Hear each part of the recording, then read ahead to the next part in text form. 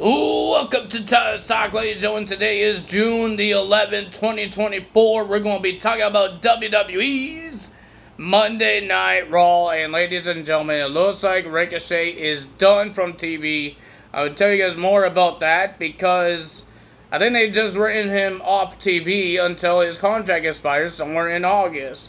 So we won't see him through June, July, and August because he's going to be gone. So that's the sucky part, because I don't think he's going to be in the Money in the Bank ladder match. Because I think that's it of his contract of how many matches he could have. And we got things about Dominic Mysterio and Liv Morgan. Because Liv Morgan's still trying to get to Dom's head and all that stuff. The first segment we have is Drew McIntyre and Damian Priest. It's the same thing that they did last week. They talked. Nobody cares about it. And because Drew McIntyre thinks that Damian Priest needs the Judgment Day to help him with his matches to retain the title. So Damian says, how about you have a match with Finn Balor, and if you beat Finn Balor, Judgment Day is barred from ringside. If Finn Balor wins, they will be there. And Drew McIntyre accepts the match. So that's our main event. We got Sami Zayn. We still have the Sami Zayn saga between Chad Gable and Sami Zayn in the Alpha Academy. Sami's still trying his best to tell Otis, Maxine Dupree, and Akira Tozawa that you don't need to listen to Chad Gable. All you have to do is get free. But Otis actually mentioned Mandy Rose and Tucker, and everything that he lost, even his Money in the Bank briefcase. So that's going to be interesting to see as well. And people are saying that WWE might got Chad Gable to sign with WWE by, we don't know if he did, but I think because his contract says that he wins the Intercontinental Championship. If he wins on Saturday, that means he's signed with WWE. So we will find that out. I think that's it, all the segments we had. So let's talk about Dominic Mysterio. Well, ladies and gentlemen, Dominic was not at the segment between Drew McIntyre and Damian Priest. Finn Balor and JD was, but not Dominic, because Dominic was in the clubhouse, and he got, Liv Morgan was there as well, and she says you don't need a girlfriend that wants to call her mommy, when you could have somebody that could call you daddy. And then she gave Mr. Dominic Mysterio her hotel key, and it's always about this hotel key, and even Carlito thinks it's cool, because she gave him the hotel key. So nobody, even that key went missing, and it was in the pocket of Dominic Mysterio. Looks like Dominic did not go to the hotel room. We don't know. It could be like the kiss, and they will put it on social media. Who knows? We have a QR code, and this is an interesting QR code because it's a countdown to June 17th. 2024. It's a countdown to that date. So it could mean that they're coming to Monday Night Raw on June 17th. And people saying that they are coming on June 17th. So that's going to be interesting. Let's see what happens. So first match of the evening, we got Io Sky versus Lara Valkyria. Of course, the Damage Control got themselves involved. The winner of that match was Io Sky. But the Damage Control attacked Lara a little bit, and then they walked out with Io Sky, and then Io Sky ran back in the ring and attacked Lara. And the rest of the Damage Control came in the ring as well. It looks like tried to stop Io. Tried to stop Io Sky with the attacks until Katana Chance and Kaden Carter come out to make the save. So we will see what happens on that. Then we have the LWO, Dragon Lee and Rey Mysterio teaming up with Braun Strowman to versus the rest of the Judgment Day. Dominic Mysterio, not Finn Balor, JD, and Carlito. Carlito is not really part of the Judgment Day, but I put him on my list here. It was a pretty decent match, ladies and gentlemen. Liv Morgan got herself involved again with the distraction, jumping on the apron. Dominic is telling her to get off the apron and leave. And they were still arguing at each other, bickering, until Zelina Vega knocks Liv Morgan off the apron, and she lands on top of Dominic Mysterio. And then Zelina Vega starts beating up Liv Morgan. But the winner of that match was the LWO and Braun Strowman. And then we got Sami Zayn versus Otis. Sami Zayn, before the match even starts, he still has a problem with Chad Gable. He thinks he wants to end it at Clash of the Castle for the championship.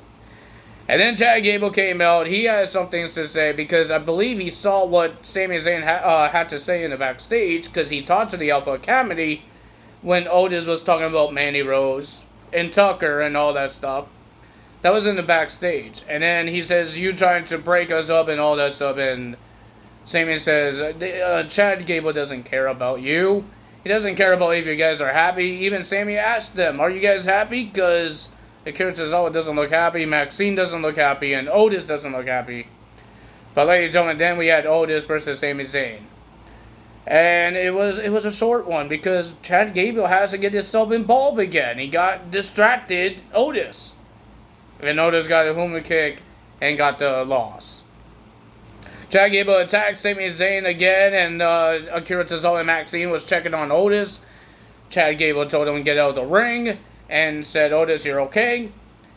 And then he wants Otis to attack Sami Zayn. I believe he did attack him once. And then Chad Gable was like patting on his back and said, "Good job." And then Otis just turned around, ripped his shirt, and looks like he was going to punch Chad Gable. But Chad Gable bagged. And he was sitting in the corner begging to make sure Otis doesn't hit him. But Otis walked away. Is this the end of the Alpha Academy, and will we see Chad Gable team up with the Creed brothers? Will it happen at Clash of the Castle? It looks like Otis is going to snap on Chad Gable, because now everybody knows that Chad Gable is the one that shoved Sami Zayn into Otis to knock out Maxine Dupree off the apron last week.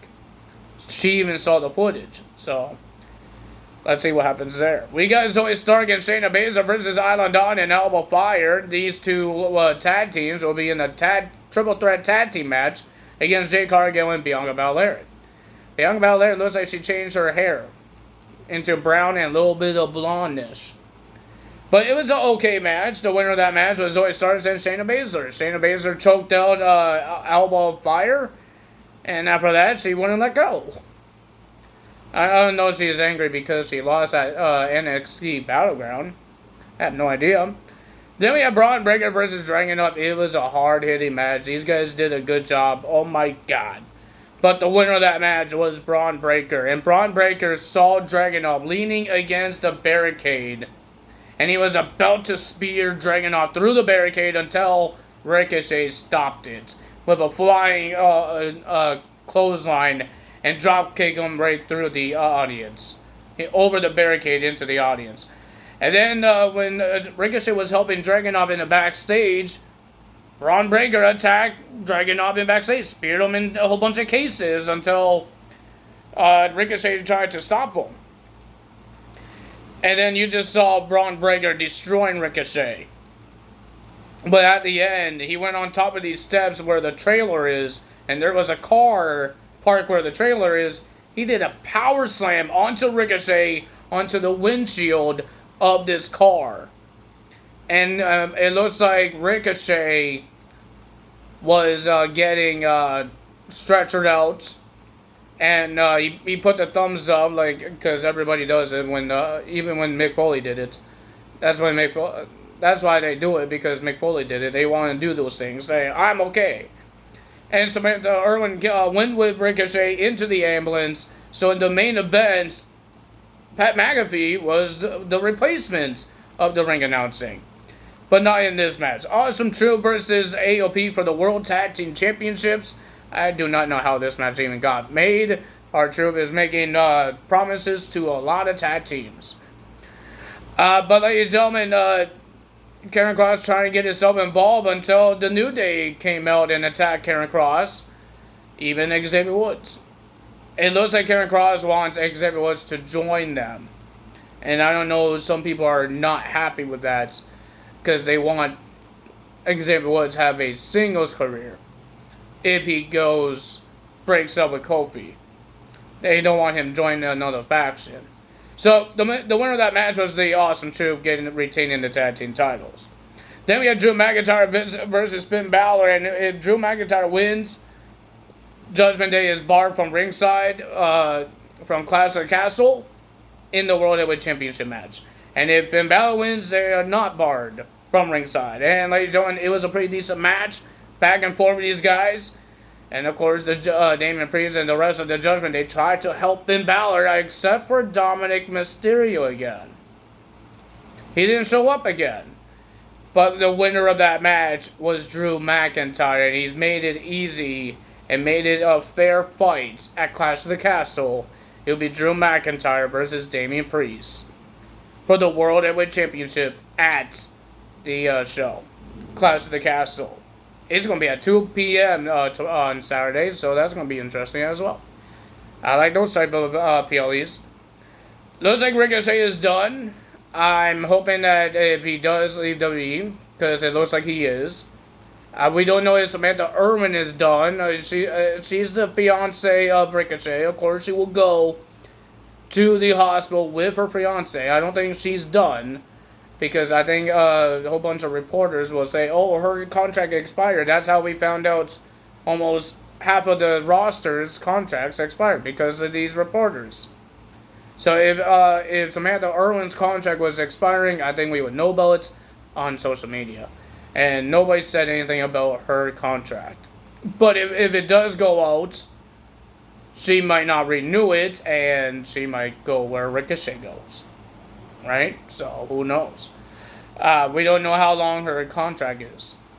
If Ricochet goes, it doesn't mean that they lose. They have a lot of good wrestlers there. It's just a lot of good wrestlers, their contract's expiring. Like Dijak, and we heard Humberto Carrillo as well, Angel Garza. Their contracts are expiring. I still don't know anything about Natalya, because nobody is really reporting it, saying what has she done. Is she, because they shown her on Raw again. She was on Raw talking to Sonya Deville, so it looks like she did not resign. So I have no idea what's going on here. I don't know if she signed or she does. Maybe she signed a new contract hidden, and nobody knows about it. And it looks like, because you see her like 2 weeks, and 2 weeks ago, her contract was supposed to be done. So it looks like she didn't get written off the TV yet, like Ricochet did. So we don't know what's happening. Even Chad Gable as well. But Chad Gable has a title match at the next PLE. So we will find out what's going to happen there and all these contracts. I think some of them they're not going to tell us. If you see them on TV, that's that they're resigned. Or with Ricochet, they will find out that they are not signing a new contract like Ricochet told the WWE. I think there's different ways now. I don't think it's all social media could find out. I think it's all hidden now. But if you guys enjoyed this video, hit the like button, leave a comment below, hit the subscribe button, hit that notification bell, and I will see you guys tomorrow for NXT results. Well, technically I put it on Wednesday, so you know what I mean. Cody Rhodes will be on NXT for some reason. That's all for me today. Ciao, bye!